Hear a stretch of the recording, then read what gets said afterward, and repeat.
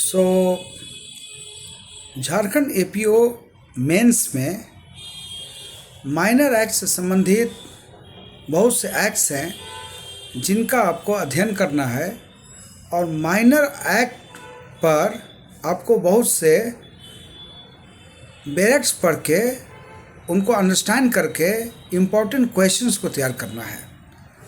Now many states के APO exams में you have minor act और झारखंड का जो एपीओ मेंस का जो सिलेबस है उसमें माइनर एक्ट में अनेक एक्ट में एक एक्ट है फॉरेस्ट एक्ट। तो माइनर एक्ट को पढ़ने का यही स्ट्रैटेजी है, पहले सारे एक्ट्स को बैरेक्ट से अच्छे से पढ़ लें और एक बार बैरेक्ट से पढ़ने के बाद उसमें इम्पोर्टेंट क्वेश्चंस निकालें, प्रोबेबल क्वेश्चंस जो बार बार उस एक्ट पर, उस अधिनियम पर झारखंड में भी प्रश्न पूछा गया है। अगर वह एक्ट अन्य राज्यों के एपीओ सिलेबस का अंग है तो उन राज्यों में उस बैरेक्ट पर क्या क्वेश्चंस पूछा गया है उसको एक बार संग्रह करके एक जगह रख लें and then you try to understand the trend of that act, what kind of questions have been frequently asked on that act. For example, you take this Forest Act. Now, Forest Act, if you see the syllabus of Jharkhand APO Mains, you will find that Forest Act 1927 is part of minor syllabus. Now, this Forest Act was passed in 1927, and if you study the entire Forest Act, आपको 4-5 questions निकल के आएंगे जो frequently पूछा जाता है। For example, forest act से जो इम्पोर्टेंट क्वेश्चन है वो यह है कि what do understand by forest produce. Forest produce से आप क्या समझते हैं? Now you explain in detail what is forest produce. Then they ask the question कि what are the different kinds of forest which are created under forest act.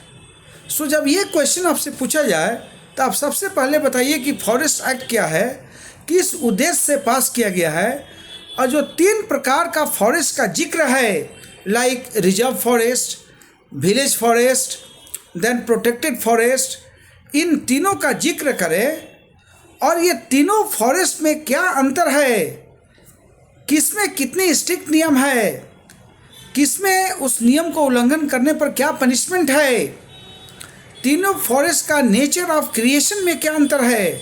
You explain that in detail.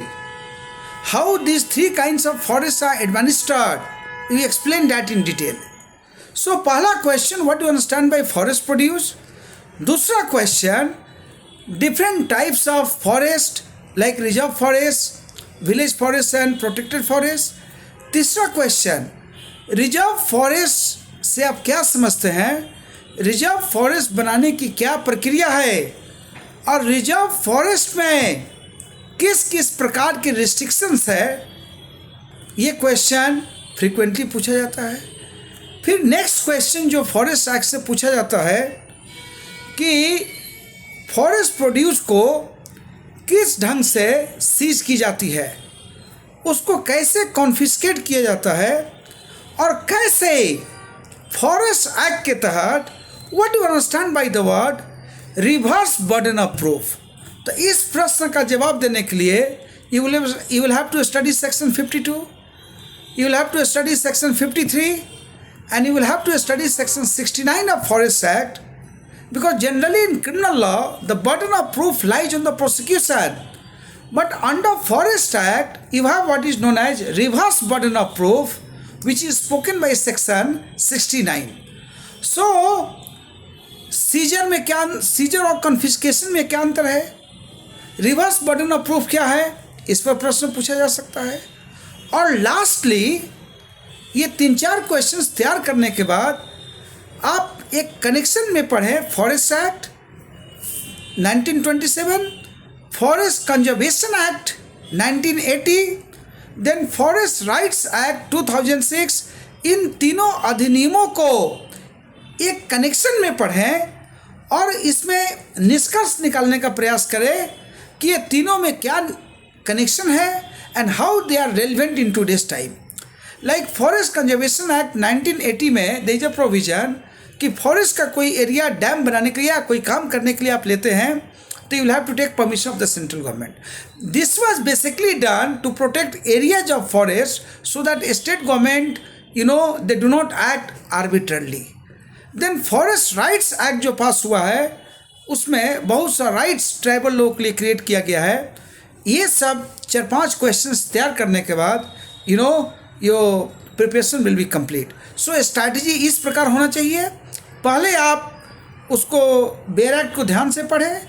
ध्यान से पढ़ने के बाद question का pattern देखें और 4-5 questions को थर्ली तैयार करके एकदम उसको अच्छे से समझ के कन्विंस हो जाए कि उसका सब्जेक्टिव आए तो वो भी लिख दे और उस पर प्रॉब्लम बेस्ड क्वेश्चन आए तो उसको भी आप लिख सकें. तो ये आपका फॉरेस्ट एक्ट पढ़ने के लिए ये आपका स्ट्रैटेजी होना चाहिए. Thank you so much.